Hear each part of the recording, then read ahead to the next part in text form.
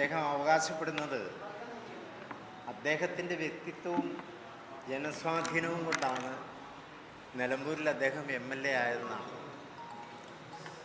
ഞങ്ങൾക്ക് സഹതാപമേ ഉള്ളൂ അക്കാര്യത്തെ സംബന്ധിച്ച് അയാൾ പറയുന്നു. 2016 ഇദ്ദേഹത്തെ ഇടതുപക്ഷ ജനാധിപത്യ മുന്നണിയുടെ സ്വതന്ത്ര സ്ഥാനാർത്ഥിയായി പിന്തുണയ്ക്കാൻ ഞങ്ങൾ തീരുമാനമെടുക്കുമ്പോൾ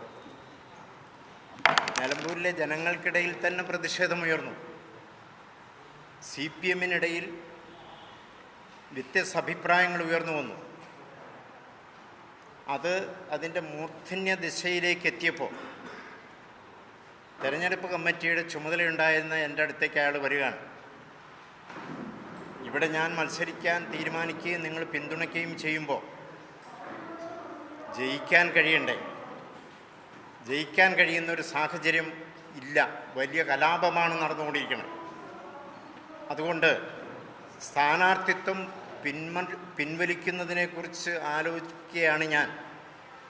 എന്താണ് താങ്കളുടെ അഭിപ്രായം? ഇതന്വേഷിച്ചാണ് സംസാരിച്ചത്. ഞാൻ അദ്ദേഹത്തോട് പറഞ്ഞത്, പാർട്ടി നിങ്ങളെ നിലമ്പൂരിൽ സ്ഥാനാർത്ഥിയാക്കി നിർത്തിയിട്ടുണ്ടെങ്കിൽ നിങ്ങളെ വിജയിപ്പിക്കുന്നതിന് വേണ്ടി ഏതറ്റം വരെ പോകാനും കഴിയുന്ന പാർട്ടിയാണിത്. ഞങ്ങളത് നിർവഹിക്കുക തന്നെ ചെയ്യും. നിങ്ങളുടെ സ്വാധീനത്തിലുള്ള ഏതാനും പേരും കൂടി ചേരുമ്പോഴാണ് ഈ വിജയസാധ്യത ഉറപ്പുവരിക. അതിനുള്ള പ്രവർത്തനങ്ങൾ നിങ്ങൾ നീക്കുക.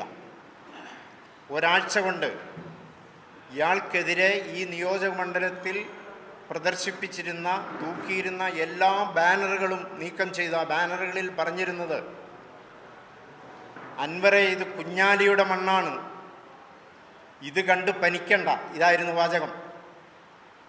ബാനറുകൾ 21 ഉണ്ടായിരുന്നു.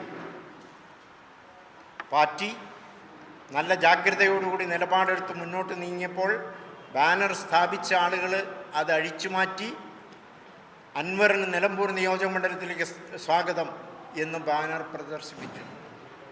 പ്രതിഷേധ പ്രകടനം നടന്നിടത്തെല്ലാം ഇദ്ദേഹത്തെ സ്വാഗതം ചെയ്തുകൊണ്ടുള്ള പ്രകടനം നടന്നു. പാർട്ടി എണ്ണയിട്ട യന്ത്രം പോലെ പ്രവർത്തിച്ചു.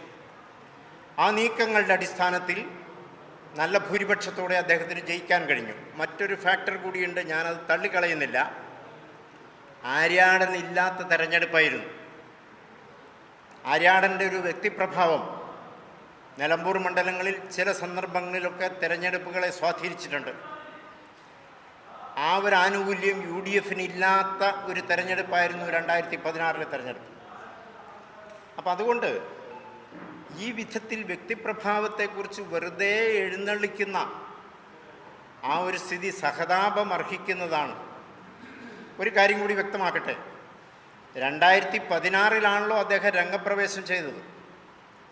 2016 എത്രയോ മുൻപ് നിലമ്പൂർ മണ്ഡലത്തിലെയും സമീപ പ്രദേശങ്ങളിലേക്കും ഒരു ലിസ്റ്റ് തന്നെ ഞാൻ പറയാം.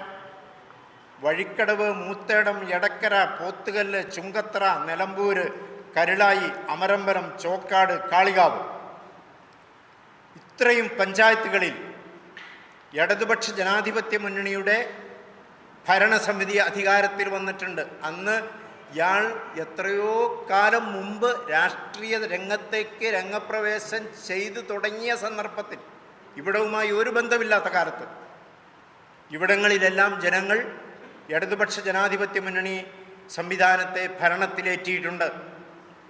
അസംബ്ലിയിൽ ഭരണത്തിൽ വന്നിട്ടുണ്ട്, പഞ്ചായത്തുകളിൽ വന്നിട്ടുണ്ട്.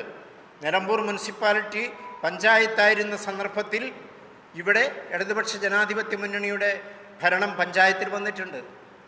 വെറുതെ വ്യക്തിപ്രഭാവം കൊണ്ട് ജയിച്ചു എന്ന് പറയുമ്പോൾ കണക്ക് പറയണമല്ലോ. 2016 ആര്യാടൻ നിന്ന് സൈലൻ്റായി, മകന് സ്ഥലം വിട്ടുകൊടുത്തു അല്ലേ? മകൻ രംഗത്ത് വന്നു. ആ പരിതാപകരമായ സാഹചര്യത്തിൻ്റെ പ്രയോജനം കൂടി 2016 ഇലക്ഷനിൽ ലഭിച്ചിട്ടുണ്ട്. 2021 ഇവിടെ പരാമർശിച്ചല്ലോ, ഈ നാടിൻ്റെ ചരിത്രത്തിൽ ഒരു പോലീസ് സ്റ്റേഷനിൽ MLA കാണാൻ